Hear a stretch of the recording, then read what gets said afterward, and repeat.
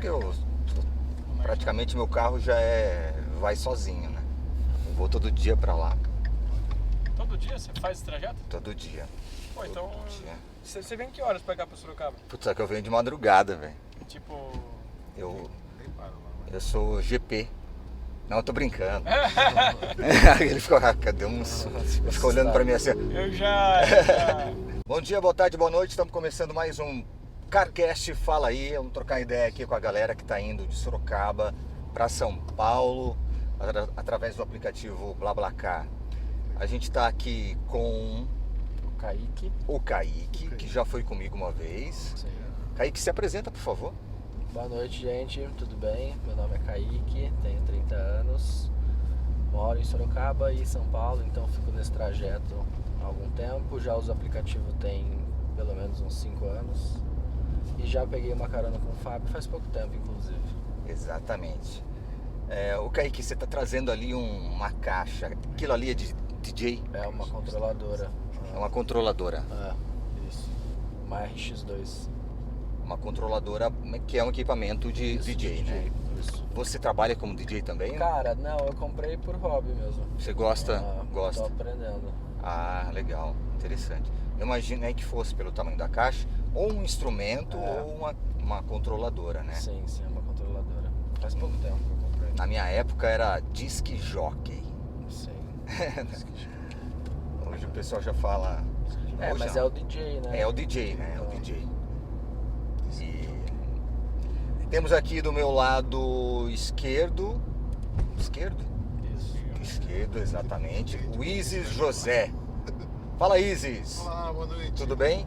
Boa noite. Tem que olhar pra onde aqui? Isso, olha aqui, a câmera tá aqui, ó. Tá aí. Tá te filmando aí, tá te pegando aí. Estamos aqui. Se apresenta aí, Isis, pra gente. Eu sou o Luiz José Leite, eu sou psicólogo, moro em Sorocaba. Estou indo para São Paulo agora. Fui surpreendido com essa equipe toda aqui. Mas está de boa. Né? Essa A companhia parafernália toda, né? A companhia tá agradável. Legal. Isis, eu vi que você é super driver também lá no Também aplicativo. eu faço né? bastante viagens, gosto bastante de dirigir. Eu também, Bater papo e dirigir é comigo mesmo. Pois é, a gente faz amizades interessantes nesse trajeto aí. Exatamente. E você é de São Paulo? Não, eu moro aqui em Sorocaba. Ah, você mora em Sorocaba? Isso, moro em Sorocaba. E você é daqueles psicólogos que atende online também ou não? Sim, Hoje? também faço. Eu, na verdade, não faço atendimento mais psicológico. Eu estou trabalhando com constelações familiares. E aí eu faço grupo em várias cidades. Constelação familiar, para quem não sabe, é aquele tipo de terapia com os bonecos. É isso, mais ou menos isso? Exatamente. Ela não é, na verdade, uma terapia, mas é uma abordagem. Trabalha com bonecos, trabalha com pessoas, com cavalos, com animais. Tem várias formas da gente fazer Que interessante. a abordagem. Eu vou querer saber mais disso durante a nossa conversa aqui. Fica à vontade, eu estou aqui à disposição, temos bastante tempo. Legal. Eu não quero dominar aqui o assunto. Não, imagina. Mas obrigado pela disponibilidade. Isso. E aqui do meu lado direito, Vitor. o Vitor. Vitor, se apresenta aí, o mais novinho da turma que eu acho. Sou o Vitor. Sua cara lá. Eu tô morando em Sorocaba durante a semana e durante o fim de semana eu vou pra São Paulo pra passar o fim de semana com a família. Aqui. Você estuda aqui? Não, eu trabalho com manutenção de aeronaves aqui em Sorocaba, Ah, você trabalha aqui no aeroporto. no aeroporto de Sorocaba. A Embraer, né? Uma unidade da Embraer ali, não é? Na verdade são várias empresas, uma delas é Embraer. Tá, mas você não trabalha na Embraer. Não, eu trabalho numa outra empresa, ela chama-se Aerostore Aviation. Aerostore. Interessante, legal. Faz manutenção de aeronaves? Lá é manutenção e instalação de sistema de aviônicos, que é a parte mais eletrônica do avião, piloto automático, radar Sim, meteorológico. como se fosse uma ECU de um carro. É isso. É. ECU, até no motor do avião tem alguns fabricantes, no meu como ECU também, que é onde controla a quantidade de combustível que vai ser para queima e o funcionamento dos motores. E você é natural de onde? São Paulo. São Paulo. Legal. Temos 3 aqui. Vou começar aqui com o Kaique. Desculpa, cara, que eu já tô com um pouquinho de mal de Alzheimer, eu acho. Já Melhor não. antecipado. brincando, mas... Ô Kaique, você essa vida louca aí de Sorocaba, São Paulo. Cara, Fica uns dias aqui, outros dias lá. Já foi mais correria de ir e de voltar aos finais de semana. Hoje eu consigo passar 15 dias aqui, passo 10 dias em São Paulo. Você trabalha remoto. Trabalho remoto. O que você faz? Eu trabalho com assessoria de imprensa. Assessoria. Jornalista. Não, são relações públicas. Relações públicas. Eu tenho uma agência de assessoria de imprensa focada em startups. Ah, que legal. Interessante. Tipo, as startups estão bem em moda hoje em dia, né? Sim, trouxe muita solução para resolver muita dor de mercado, de pessoas. O Nubank começou como uma startup ou não?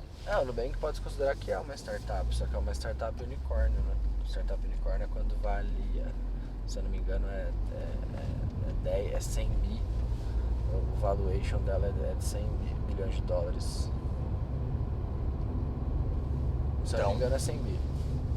Então, abaixo de um teto, aí é outro tipo de categoria. Aí não, startups unicórnios existem em algumas quantidades em alguns países. São aquelas empresas que já foram consagradas e atingiram o valuation com os aportes, né, os investimentos que receberam de fundos e tal, de pessoas, e atingiram esse valor de 100 bi. O iFood, por exemplo, é uma startup unicórnio. Uma startup unicórnio. O Gympass, por exemplo, é outra. Entendi. Só uma pergunta assim, isso não tem nada a ver com aquele tipo de campanha que a galera às vezes faz de uma startup. Por exemplo, eles estão querendo lançar um produto inovador no mercado. Sim. Aí faz aquela... como se fosse uma pré-venda para arrecadar o dinheiro para poder... Não, nada a ver. É só uma questão de alcance, de categoria mesmo. Igual a gente tem a categoria, por exemplo, de micro, pequenas empresas, microempresas, grandes empresas, né, LTDA. Dentro do mundo das startups, a gente tem essa questão de que se uma empresa chegar num valuation de 100 bi, ela é considerada uma unicórnio. É um mundo, é um tipo de negócio novo, né, no mundo, né? Não tem muito tempo isso, né? No mundo das startups, não. Acredito que, se a gente vai falando besteira, coisa de 7 anos, 8 anos. Eu tava vendo algo relacionado num podcast de um cara que me parece... Agora eu tô na dúvida se ele criou o Rappi ou ele criou o iFood e depois ele vendeu. Breno. Não, o iFood foi criado pelo Fabrício, se eu não me engano. Se eu não me engano, não, foi. O Rappi é colombiano, né? O Rappi não é brasileiro. Foi um desses aplicativos aí. Tipo assim, ficou milionário, né? Mas acontece muito, né? Do cara ter uma ideia inovadora e aí começa a escalar o negócio, vem alguém, compra e o cara vende por milhões mesmo. É normal no mundo das startups. Mas assim, claro que não todas as startups, né? Mas aquelas que fazem sucesso, de fato, resolvem alguma dor aí do mundo dos negócios. Bem interessante essa área aí. Tem uma área que cada vez está crescendo mais, né? O Uber, por exemplo, é uma startup. O Uber, né? Teve um aplicativo também o cara criou como se fosse acho que é o Easy Taxi. Sim, tem também. Ele criou lá atrás, assim, nem foi o aplicativo, ele criou o método lá com os taxistas, me parece que do Rio. Aí depois que começou a bombar mesmo a tecnologia, acho que em 2009, 2010 mais ou menos, aí eles lançaram um aplicativo e depois ele vendeu, né, a startup dele, que era ele se deu muito bem também. O Breno, esse que eu te falei, que eu não estou em dúvida em qual startup ele criou, ele foi o primeiro cara no mundo a desbloquear um iPhone. Eu já sei, quem você está falando. Eu já ouvi essa história já. Entendeu? Ele foi o primeiro ele cara. Ele até falou pra Apple e depois explicou como é que foi, o que ele fez. Na verdade, assim, ele desbloqueava iPhone aqui no Brasil e aí o negócio começou todo mundo levando o iPhone comprado de fora para ele desbloquear e ele ficou famoso, de certa maneira. Aí a Apple quis, né, Sim, Então, entender. entrou em contato com ele e falou assim, ó, a gente gostaria de entender, né, como que você quebrou o nosso código aí para desbloquear, a gente oferece uma passagem para você, hospedagem para você vir aqui. E ele foi. Quando ele chegou lá, ele entrou numa sala, tal, tava tudo de boa, mas ele tava morrendo de medo, porque ele era muito moleque na época ainda. E aí ele tava em reunião, os caras perguntando, mas assim, nada como se tivesse uma sala de interrogatório, mas ele tava se sentindo numa sala de interrogatório. Ele falou, eu vou sair daqui preso, né? Mas pode ser, né? Eu vou sair daqui preso. Aí ele falou, onde que é o banheiro aqui? O cara, por aqui e tal, não sei o quê. Só sei que ele saiu da Apple, foi correndo pro aeroporto, ligou pro pai dele, pegou o avião e veio embora. E porque ele ficou com medo. Aí depois a Apple entrou em contato, falou, não, a gente só queria entender, né? Pra gente poder ver qual foi o mecanismo que você usou, que tipo de tecnologia, qual código você quebrou para poder desbloquear o iPhone e tal. Mas não, a gente não ia te acionar civilmente. Fazer alguma coisa. Exatamente. Mas a história dele é bem interessante também. E aí, depois ele criou esse aplicativo que eu não me lembro o nome. E ele vendeu e se deu bem na vida. O Isis. O seu Isis é psicólogo. Isso, também. Explica pra mim um pouquinho sobre a constelação familiar, assim, que eu tenho bastante dúvidas, assim. Muito bem. Não dá para explicar assim muito resumidamente, mas a gente vai tentar Não, fica à trazer vontade. clareza. A constelação familiar é uma abordagem filosófica terapêutica. Ela não é uma terapia e não é um tratamento. Tá? É um conjunto de ações que a gente faz em contato com a pessoa, trazendo para ela um olhar diferenciado sobre o que ela está vivendo. Nós todos trazemos dentro da gente conteúdos que são inconscientes, que estão guardados ali há muito tempo, e que são esses conteúdos que, via de regra, movimentam a nossa vida. Né? Seriam A maioria das vezes a gente faz coisas que a gente não sabe por que está fazendo. certo. Ou está repetindo um padrão, Repetindo o padrão. ou está se moldando por comportamentos que a gente aprendeu. Né? Digamos que a pessoa teve um trauma na infância com o pai ou com a mãe, alguma coisa. É possível tratar através da constelação familiar. Então, a constelação ela não tem como objetivo um tratamento ou uma cura, mas simplesmente trazer consciência para a pessoa. A pessoa, através da constelação, ela vai perceber qual que foi o movimento originador do comportamento que ela está tendo agora.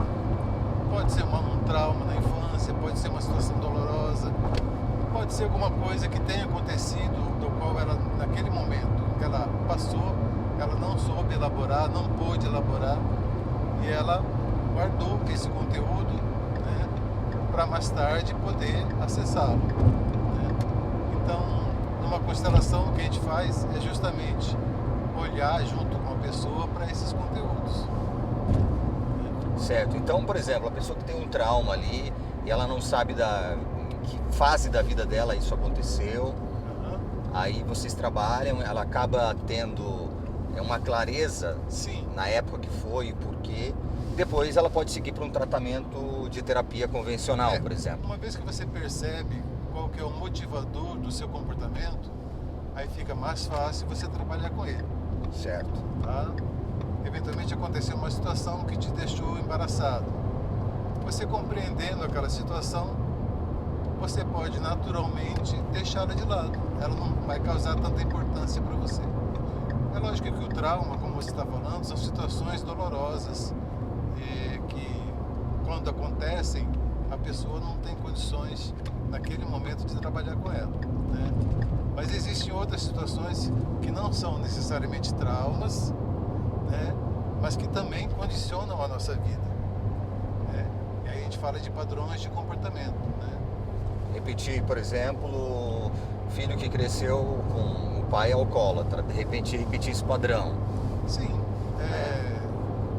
Às vezes, de maneira geral, a gente pode repetir comportamento basicamente de duas formas.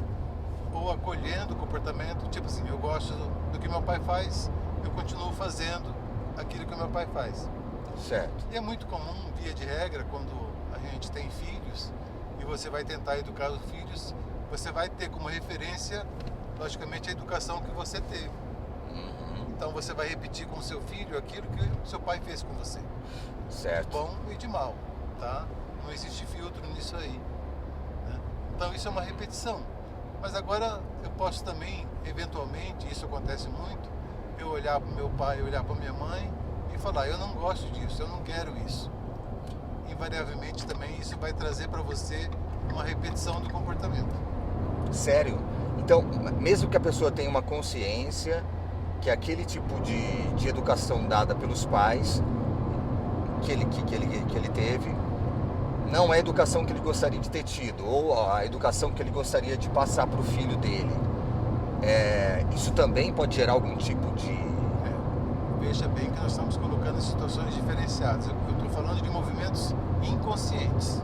Quando você percebe que você está repetindo uma ação que o seu pai fazia com você e você não gostava, isso já está na clareza do conhecimento. Aí sim você pode escolher. Eu estou falando de comportamentos em que a gente não está escolhendo, né? Está só repetindo. Né? Você pode citar, por exemplo, algum comportamento que as pessoas repetem e nem se ligam por que elas estão repetindo esse tipo de comportamento? Por exemplo, quem que ensina a gente, por exemplo, a praticar bullying? Quem que ensina a gente, por exemplo, a ser preconceituoso, a ser racista? Então são comportamentos que você nem percebe que você está fazendo. Um preconceituoso, ele não se percebe como preconceituoso, mas ele aprendeu isso de alguém, provavelmente de quem educou ele. Então ele está repetindo um padrão de forma inconsciente. Quando eu percebo que eu estou fazendo algo que está machucando o outro, eu posso escolher então parar de fazer ou não. Então dessa forma eu estou trazendo consciência para aquilo que eu faço. Mas, via de regra, a maioria dos nossos comportamentos são repetições. São repetições. Mas nesse caso, por exemplo, dessa repetição de comportamento, eu vejo eu nasci nos anos 80. Sim. E naquela época, principalmente os programas de humor, não tinha, né, essa censura, não é censura, eu vou chamar de censura, mas de policiamento que existe hoje, né? A gente assistia os Trapalhões, né, e via o Didi o tempo todo zoando com o Mussum, né, por causa da cor dele, é uma coisa preconceituosa, né? Mas muitas vezes, hoje em dia, uma pessoa daquela geração, ela tem dificuldade de entender que quando ela brinca com a cor de alguém ou faz uma piada racista, aquilo ela está sendo preconceituosa, né? Ela, não, mas isso aí era normal, né? Exatamente isso. Essa que é a grande dificuldade de você perceber o seu comportamento. Porque quando você apreendeu esse comportamento, ele era válido, né? De quem que você aprendeu esse comportamento? De quem te ensinou, geralmente os pais. Então, por exemplo, você está falando de épocas, né? Era uma época muito comum, por exemplo, chamar alguém de cabelo de bombril. Às vezes, negão, né? Ô, exatamente. Negão. E às vezes a pessoa falava isso, entre aspas, de forma inocente, porque ela não sabia o quanto isso produzia na pessoa, né? Muitas vezes seu pai te chamava de burro. Você é burro, você nunca vai conseguir nada, né? É verdade. Era a forma como eles sabiam fazer. E a gente não pode exigir mais nada disso deles. Hoje, nós estamos podendo olhar para isso, né?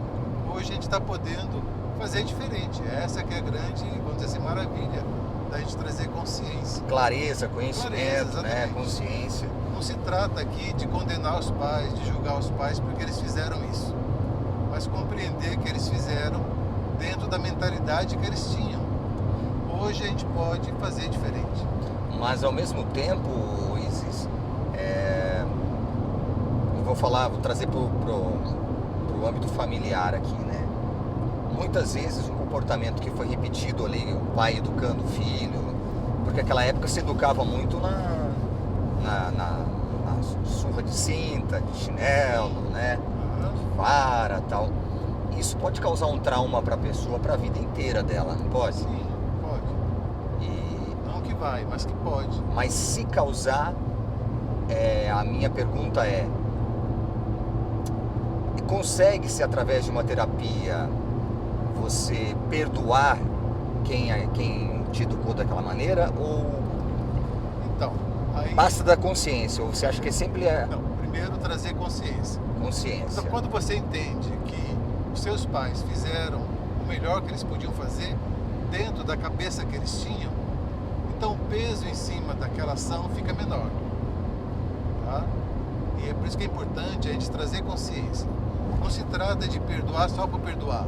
Ah, eu tenho que perdoar porque é meu pai. Não se trata disso. Eu acho que nem o perdão aí nem rola de verdade. Exatamente. Né? Então, esse perdão que é propagado por aí, ele não rola. Eu até tenho um vídeo no meu canal que fala que esse perdão é impossível. Sabe o que? Não tem como fazer isso. É. Tá? Ou fala seu canal aí, qual é? Meu canal é meu nome, Easy José Leite, no YouTube. Eu Easy tenho José Leite. vários vídeos lá sobre constelação. E um deles é justamente esse.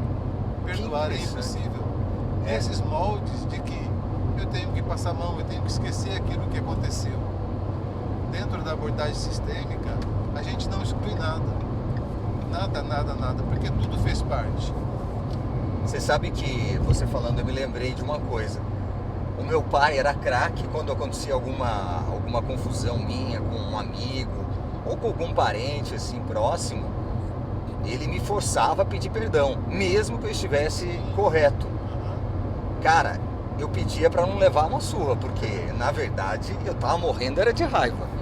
Eu não queria pedir perdão nem a pau, e o perdão que eu pedi foi falso. Mas assim, o que a gente está falando aqui é que não se trata aqui de julgar nem condenar o seu pai. Sim, Ou o claro, pai de qualquer claro. pessoa.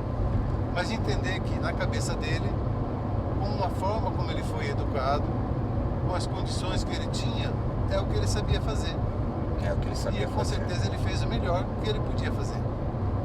Na Então, cabeça quando a gente dele, tem essa clareza, você diminui o peso em cima dessas ações. pode ser que na cabeça dele ou de outros pais que repetiram isso, ele estava ensinando a pedir perdão, né? Mas talvez de uma forma que meio errada, porque ele aprendeu assim, né? Também.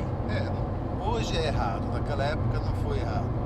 Então é preciso contextualizar a coisa. Hoje nós estamos tendo oportunidades, né, de olhar para muitas coisas, muitas questões que naquela época não era nem percebido. Né? A psicologia, como a gente conhece hoje, ela é bem recente. Né? Freud, por exemplo, vai descobrir, né, as coisas da cabeça tem 100 anos. Então, praticamente recente dentro da história da humanidade. Há Exatamente. menos de 50 anos não existia infância. Né? Existia o recém-nascido, a criança passou de 5 anos e já era considerada adulta. Não tinha infância e nem adolescência como a gente conhece hoje. Então a gente não pode olhar para o passado com as percepções de hoje. Não tem como fazer isso. A gente hoje se assusta com as coisas, por exemplo, né? Quando você vê muitas vezes uma menina de 13 anos grávida, né? Mas se você voltar 60, 70 anos atrás, era comum ela estar casada com 13 anos. Exatamente. Em muitos países do mundo ainda é comum. Ainda é comum. Ainda é comum. Apesar de eu achar que isso faz um mal tremendo para um ser humano, né?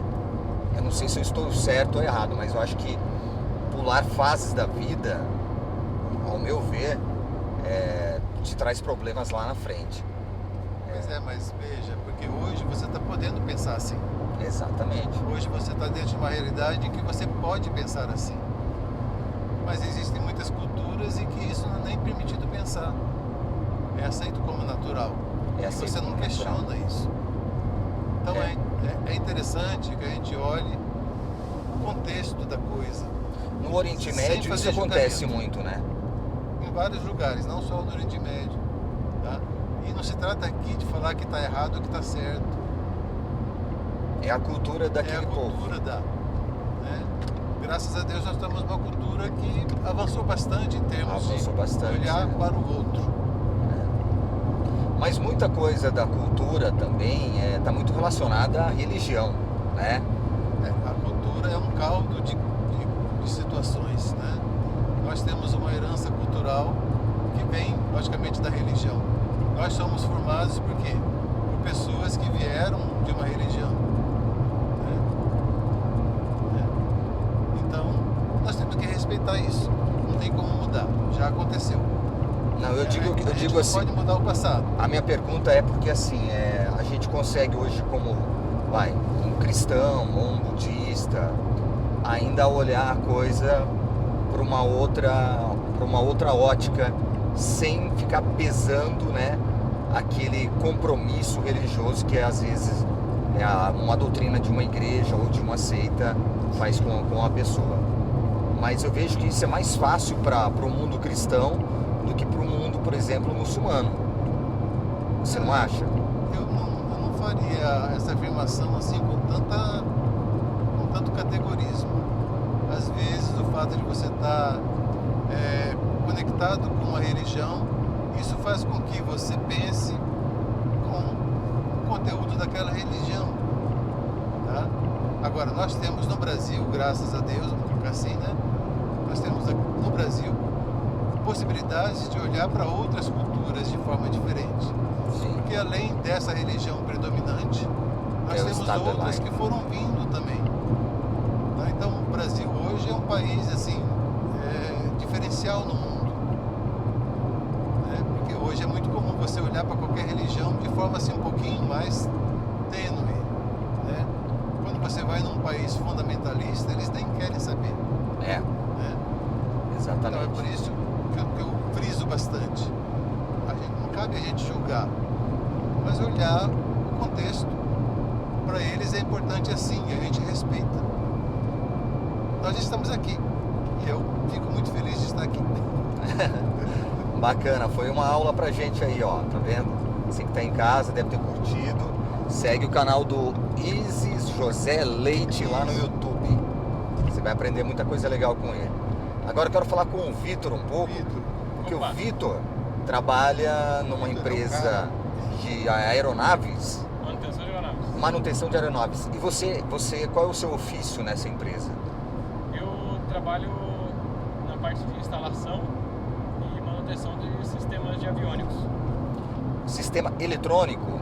Eletrônico, piloto automático, radar meteorológico, E sistema de navegação. a gente sabe muito bem que os aviões sempre tiveram uma tecnologia muito avançada, né? Mas como é que tá hoje, cara, assim? Hoje a aviação dispõe de muito mais dispositivos que jogam a favor da segurança de voo e também na questão de navegação ela está muito mais precisa. Várias fabricantes de dispositivos aeronáuticos têm colocado no mercado soluções inovadoras. Hoje nós temos uma fabricante de sistema de navegação que o piloto tem um botão no painel dele que a partir do momento que o avião deu uma pane de motor, no caso, ele aperta esse botão ele vai levar o avião, ele vai fazer uma procura na área ali que esse avião está voando, ele vai ver qual é o aeroporto mais próximo e qual uma localização mais favorável para adequado. o pouso de emergência. Tudo através desse botão. Tudo é um único botão na cabine do avião. Ou seja, é um piloto automático ali. Exatamente. O piloto só precisa pressionar esse botão e ele vai ser esse sistema, ele procura o aeroporto mais próximo e ele mesmo já leva o avião até a aproximação final. Isso usando satélite, radar. Satélites, radares. Deve ter muitos sensores hoje no avião, né? Com certeza. Tem um sensor para ângulo de ataque, temperatura. Vários parâmetros são monitorados dentro do avião.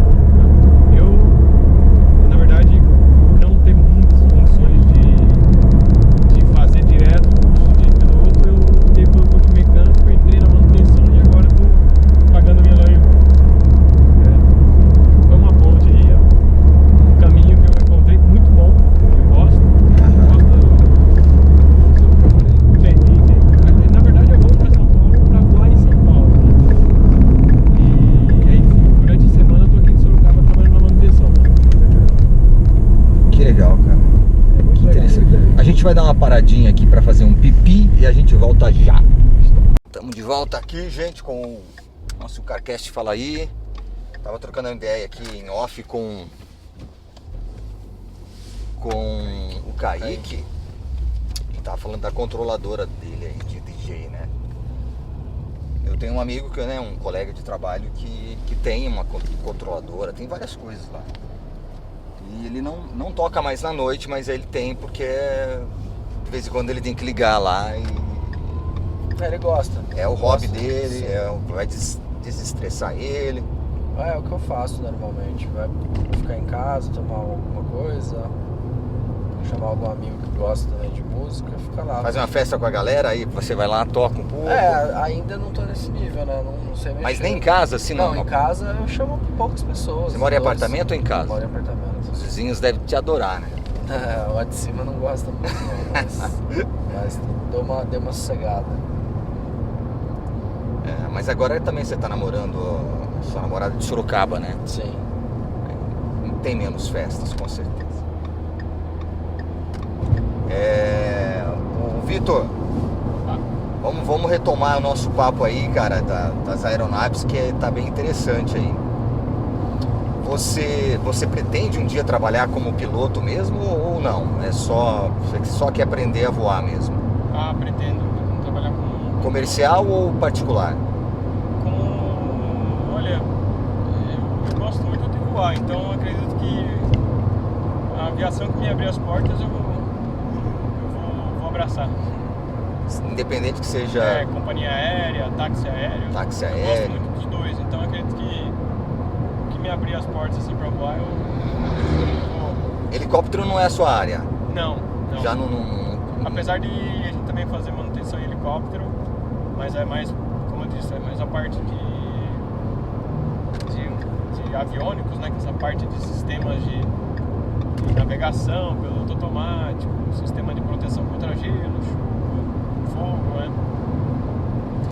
Então, Muda muita coisa na manutenção de um avião para um helicóptero assim, cara? Ou... o helicóptero ele é mais sensível? Ele tem muito mais vibração, ele tem muito mais partes móveis, né? O helicóptero, por ter mais partes móveis, exige uma manutenção um pouco mais não vou falar que é mais atenção, né? Não sei se eu posso estar falando de alguma coisa errada assim, mas eu acredito que precisa um pouco mais de cuidado, porque são muito mais partes móveis no helicóptero que um avião. E geralmente essa manutenção ela é feita em curto prazo menores, né? Do que num avião. Depende muito do tipo de manutenção ou instalação que vai ser efetuada. Se você precisa mudar, por exemplo, um sistema de piloto automático, muitas vezes você vai abrir vários acessos na aeronave, várias carenagens, né, que são aquelas tampas, para conseguir acessar fiação que faz parte do sistema que você vai instalar novo. Então, essa é um pouco mais, é bem técnico, né, essa manutenção. Certo. E ali tem, no aeroporto de Sorocaba, ali, vocês fazem manutenção em aviões de que tamanho, assim? Lá recebem, tem Embraer que recebe os Embraer 190, 170, são aeronaves de companhias que são utilizadas na aviação comercial, né? Algumas companhias aéreas até de fora vêm fazer manutenção ali na Embraer. Tem companhia aérea boliviana que manda a Embraer para lá, tem companhia aérea da Europa que usa o Embraer 190, 170. Tem as brasileiras também, né? Que é o caso das linhas aéreas, que utilizam o Embraer. Então, assim... Um avião para quantas pessoas? Mais o Embraer 190, se não me engano, são 122 passageiros. 122 passageiros. Fokker 100 ali descia muito, agora eu não sei se desce, tem. O Fokker 100, ele foi utilizado por muitas companhias aéreas brasileiras, né? A TAM utilizou. A TAM usava muito bastante. Tempo. Acredito que a TAM foi pioneira no Fokker 100. Depois a Avianca, que foi a Oceanair, na verdade, que depois virou a Avianca, né? Mas ele deixou de operar no Brasil acho que em 2013, 2012. 2013, 2012. Cara. Isso, quem o último a operar o Fokker 100 foi a Avianca, né? Mas ele dava muito problema? Oi? Ele dava muito problema ou não? No Brasil, o Fokker 100, ele até estava conversando essa semana com alguns amigos. No Brasil, o Fokker 100 criaram uma imagem de que era um avião relacionado a acidente, né? A gente tem um acidente lá em Congonhas, em 96, com um Fokker 100 da TAM. Eu lembro. Tem o caso de uma parte da fuselagem que se abriu, uma mulher foi sugada para fora. A gente tem um pouso fora de pista que teve uma vítima fatal, que na verdade não foi uma pessoa, foi uma vaca, né? Que era um pasto. Eles acabou matando uma vaquinha lá no pasto. Caramba. E ainda teve outros episódios, assim. Então acho que no Brasil o Fokker 100 ficou com essa imagem, assim, de um avião que estava relacionado a acidente, mas que era um avião muito seguro, apesar de tudo, né? Você acha que é manutenção? Não tem como saber, né? Esses casos envolvem questões de alguns até de manutenção, outros de fatores humanos, mas aí cabe a cada incidente ou acidente os órgãos que investigam acidentes aeronáuticos apontarem pra gente. Todo incidente aeronáutico que acontece, a gente tem um órgão chamado CENIPA, que é Centro de Investigação e Prevenção de Acidentes Aeronáuticos. Após a conclusão das investigações, eles divulgam o relatório do acidente. Quais foram os fatores que levaram ao acidente, o porquê, né, de ter acontecido. E no final eles deixam sempre o que eu diria, notas e conselhos para que seja aprimorado e não aconteça novamente. Você lembra daquele acidente que teve ali em Congonhas? Acho que foi 2007, 2008, 2007. Em Congonhas, não foi? Sim, da TAM. Da TAM. Foi TAM? Foi TAM, foi um Airbus. Que o cara tava um dia meio chuvoso, né? 17 de julho de 2017. 2017? Oh, desculpa, 2007. 2007, desculpa. 17 de julho de 2007. Eu pensei 17, falei 2017. Mas ele entrou na pista rápido demais. O que aconteceu ali? Você lembra do Bom, na verdade, do laudo? O relatório final dele, o problema foi mais relacionado à questão de freio, né? Freio. A reverso, o avião ele dispõe de freio nas rodas e também o reverso. O motor, ele também tem os spoilers, que são aquelas plaquinhas que sobem em cima das asas. Elas quebram a sustentação e o avião gruda no chão, entra reverso, entra freio e o avião para. Nesse caso, até a data do acidente do Airbus da TAM, existe uma lista chamada MEL, que é Minimum Equipment List, ou seja, lista de equipamentos mínimos, que é aquilo que você precisa ter para esse avião estar em condições de aeronavegabilidade. Ou seja, esse avião tem condições de voo, ele é considerado uma aeronave segura para voar, ele respeita normas de segurança de voo. Até esse acidente, Congonhas, ele não tinha um requisito de 2 reversores funcionando para que você efetuasse um pouso lá. Esse Airbus da TAM, ele estava com um dos reversos pinado, ou seja, ele não ia oferecer a potência máxima reversa daquele motor.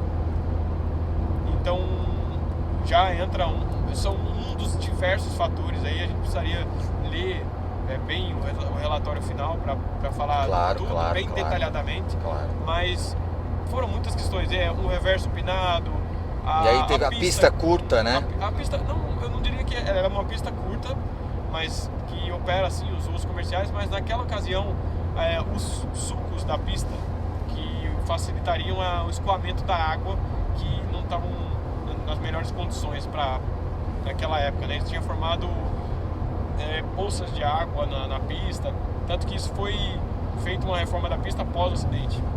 Hoje o aeroporto de Congonhas está bem mais seguro, devido a esse acidente, né? Sim, ele tem várias restrições. Hoje não se pousa mais em Congonhas sem os 2 reversos operantes, né? Os aviões, no caso, os aviões a jato, não tem, você precisa estar com os 2 reversos funcionando. Tem uma lista de restrições que as companhias aéreas seguem à risca, também as empresas de táxi aéreo. Muitas vezes as pessoas falam que a empresa de táxi aéreo opera ali, a manutenção não é eficaz, que não é tão bom quanto na companhia aérea. Não. tanto a manutenção de companhia aérea quanto de táxi aéreo são tão eficazes uma quanto a outra. Tem órgão que fiscaliza isso, né? Sim, tem a ANAC tem sempre os SPACs, né, que são os inspetores de aviação civil, que estão batendo nas portas dos hangares de aviação esse geral, que seria táxi aéreo, aeroclubes, e outros tipos de operação que são exploradas na aviação, né? Tem paraquedismo, tem o voo agrícola, tem vários segmentos. Então a ANAC está sempre acompanhando de perto, tanto a aviação comercial, seja os grandes jatos, quanto também a aviação geral. Entendi. Que interessante, muito legal, cara. Pô, foi bem bacana ter essa conversa com vocês. Aprendemos um pouquinho sobre startup, né, com o Kaique. Só corrigindo um detalhe, a startup unicórnio, para ela conseguir se tornar um unicórnio é o valor de $1 bilhão de dólares. 1 bi. Então, chegou a 1 bi, ela já é uma startup unicórnio. Isso. Até então, ela é somente uma startup. Exato. Tem categorias embaixo de unicórnio. Eu não vou lembrar aqui quais são, mas existem outras categorias. O BlaBlaCar é uma startup, né? É uma startup. Eu só não me recordo se é uma unicórnio, mas eu acredito que ainda não. Eu acho que não, né? Deixa eu ver se é aqui. Aí, ó, o pessoal da BlaBlaCar aí, o pessoal que trabalha no marketing, pô, vamos patrocinar o meu videocast aqui, ó, tá vendo? Sempre uma viagem segura, trazendo conteúdo para quem está em casa assistindo e trazendo também um pouco mais de segurança para as pessoas que têm medo de usar o aplicativo, né? O aplicativo é seguro, claro que você tem que ver a avaliação do motorista ou do passageiro, se ele tem boas avaliações, se tem foto, se não tem. Tudo isso é levado em consideração tanto pelo motorista, tanto pelas pessoas que usam o aplicativo como carona. Então, para você ficar mais tranquilo, faça o seu perfil ali se você quer viajar com o BlaBlaCar, né? Coloca a sua foto, coloca os seus dados, confirme os seus dados, chegue no horário, seja gentil, gentileza gera gentileza, tá? Cara, o BlaBlaCar é também uma unicórnio, se tornou em 2019. É um unicórnio também. Ó, já faturou 1 bi. Sim. Então vamos patrocinar aqui o CarCast, fala aí. Quero agradecer eu também aqui o Isis José Leite. Isso. O Isis, por favor, se você tem as suas redes sociais e quiser passar alguma delas, fica à vontade. Então, eu tenho um canal no YouTube onde eu coloco vários vídeos com temas de constelação, vários assuntos, várias perguntas, vários questionamentos. Eventualmente eu faço também, participo de entrevistas, eu coloco o conteúdo lá. Está à disposição, é o meu nome mesmo, Isis José Leite, já vai aparecer, tem muita coisa interessante. Sou suspeito para falar, mas eu considero que tem muita coisa interessante para ser olhada, né? Além disso, eu tenho meu canal também no Instagram, é isisleite.terapiasintegrativas. isisleite.terapiasintegrativas. Isso. Certo. E a gente vai divulgando esse trabalho, né? Trazendo essas informações que são interessantes, esse bate-papo, né, que a gente está trazendo aqui também. Poxa, obrigado pela sua disponibilidade. Muito legal. E por dividir um pouco do seu conhecimento com a gente aí, viu, Isis? Obrigado mesmo. Quem quiser fazer pergunta lá no canal também, pode ficar lá. Isso, faz pergunta lá, vai, segue ele. Pô, você tá com alguma dúvida, será que eu faço ou não, né, a constelação familiar? Tira a dúvida lá com o Isis no canal dele. Aproveitando a oportunidade, sábado que vem, dia 23, eu vou estar em Jaú, fazendo workshop de constelação. Aí, quem o estiver pessoal na de Jaú, região, sinta-se convidado. tá vendo? Dia 23 Dia 23, isso. de setembro em Jaú. Tá Exatamente. todo mundo convidado aqui. E o Vitor que deu uma aula pra gente aí de Eu, manutenção de aeronaves. Ô Vitor, se quiser deixar sua rede social, alguma rede social que você tenha. Bom, tem o Instagram, né? E tem o LinkedIn também. Vitor Aprígio. Um pouquinho o sobrenome é Aprígio. A-P-R-I-G-I-O. Aprígio. Vitor Aprígio no Instagram e também no LinkedIn. No LinkedIn. No Instagram precisa acrescentar o Vitor Aprígio 777. 777. E o Kaique também, esqueci de falar. Se Claro, você quiser divulgar. O LinkedIn é Kaique Rezende. E a empresa, a agência chama RP House. RP House. House. HARP House, como escreve o House de H-A-U-S. US. Tá. Legal. Obrigado, gente, você que assistiu, acompanhou até agora. Se você está curtindo o nosso bate-papo, a nossa conversa, não é ninguém aqui, eu pelo menos não sou especialista em nada. Eu faço perguntas leigas, porque eu sei que tem muita gente que está em casa que gostaria de saber o que eu não sei. Então eu faço às vezes muitas perguntas leigas para atender você que de repente gostaria de ter feito uma pergunta pro Isis, ou pro Kaique, ou até pro Vitor aqui. Curtiu, gostou? Curte, compartilha, se inscreva, deixa o seu like e a gente se vê na próxima edição do CarCast Fala Aí. Beijo, um abraço, tchau, tchau.